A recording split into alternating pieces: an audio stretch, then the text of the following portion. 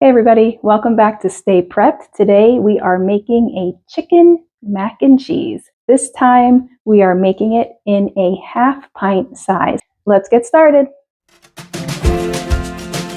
Welcome to Stay Prepped, where our motto is hope for the best, but prepare for the worst. Stay ready, stay prepped. This is not one of those meals that you can just dump hot water in and let it hydrate and you're good to go. This is a meal, because it has pasta in it, that you have to cook over heat. We're going to start off with the half cup of the mini shells.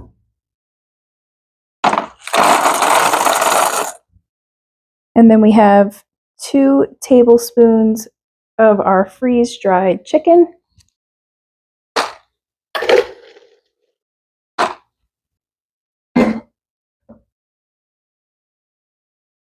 Two tablespoons of our cheese sauce.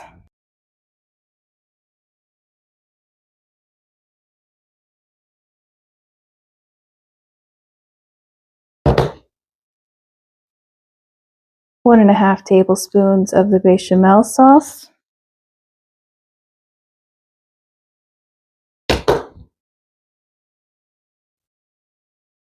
A half tablespoon of butter.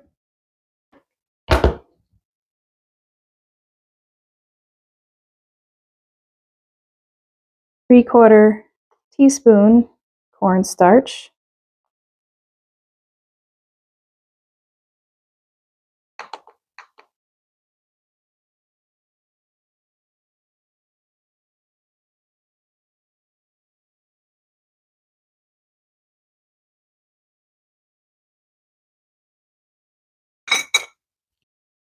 One-quarter teaspoon mustard. Half a teaspoon onion powder.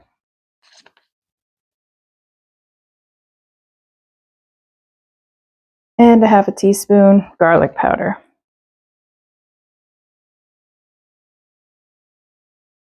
1/8 of a teaspoon salt. 1/8 of a teaspoon pepper. And that is all of our ingredients. Here you can see I am feeling for the ingredients in the Mylar bag so that I can cut off the excess. I'm not cutting off too much excess, so this 1 pint Mylar bag works perfect for a half pint or 1 serving recipe. I'm trying to leave room for heat sealing while also allowing for some excess room in the bag. I'm using my handy dandy hair straightener here. It works perfectly. I love this little mini hair straightener. When I'm done heat sealing, I'm going to dump the pouch upside down and squeeze it a little just to make sure nothing comes out.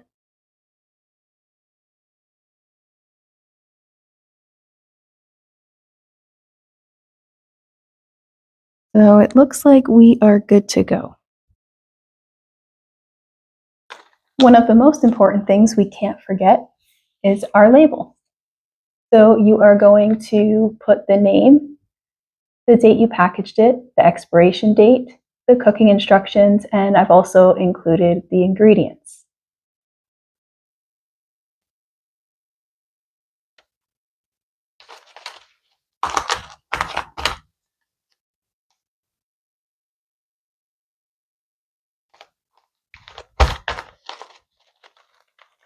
There you have it. These are the labels I use. Really simple and easy to print. I've linked them down below. You just go to avery.com, you look up 8163, and you design your own label. This only took me about 5 minutes to create. This came out wonderfully creamy and delicious. What you're going to do is boil your water on the stovetop. Make sure it comes to a rolling boil. You're going to dump the contents of the package in. Let it simmer uncovered for 8 to 10 minutes. Turn off the heat and wait 2 minutes before serving. Normally I would tell you to seal all the way up to where the food is, say right about there. but I did leave a little extra room for a reason. These bags are a little different in that the bottom of the bag has the notch for the tear line, which is what I like about these bags, because you're not at risk of heating over where the tear line is, and then you won't be able to get it open, and you'll need a pair of scissors, or you have to be like really, really strong. So this is actually the top of the bag, and there is the notch for the tear line. So I had to leave a little room. So when you flip it over, of course, you're going to test it, right? When you flip it over, you can tear it without the ingredients spilling out.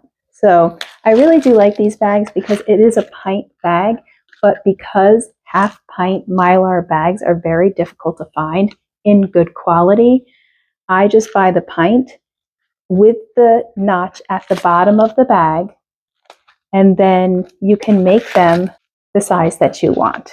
This is also why I don't use the zipper ones very often, because I use the single serve size, which is a half pint, but I use a pint bag to do that. And why are my meal sizes a half pint? It's because a pint is too large for me because it's 2 servings. A half pint is 1 serving. So I find that when I do cook up a pint meal, I have leftovers, and then I have to reheat the leftovers. But these meals are so easy, you might as well just make it fresh as opposed to reheating leftovers, because it takes the same amount of time. I'm not really wasting too much of the bag putting a half pint meal in a pint Mylar bag. This is about how much of the bag that I waste. I find Mylar bags to be so much more versatile and easy to use. Now, if I'm meal prepping for a week ahead, I'm probably just going to put my meals in a Ziploc bag. But if I know I'm prepping ahead, say for a year, I'm going to put them in a Mylar bag. Don't forget your oxygen absorber if you plan on waiting a year or more to eat your meals. Stay tuned next week for meals that you do not have to cook. You just pour the hot water right in and you have a meal.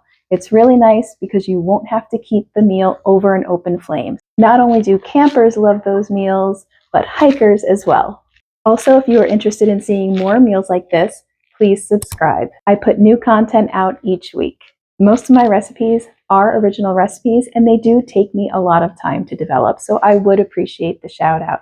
If you have any questions about how to preserve your meal in a Mylar or meal in a jar or any dry ingredient recipe, have a look at this video. It should answer all of your questions. As with all my videos, please make sure you check the description below for all information regarding this recipe, as well as all of the products that I use in this video. Until next time, stay ready, stay prepped. Thanks for tuning in today. If you enjoyed this video, don't forget to like, subscribe, and hit that bell so you never miss new videos. Follow us on Facebook and on TikTok. Links are in the description. See you next time.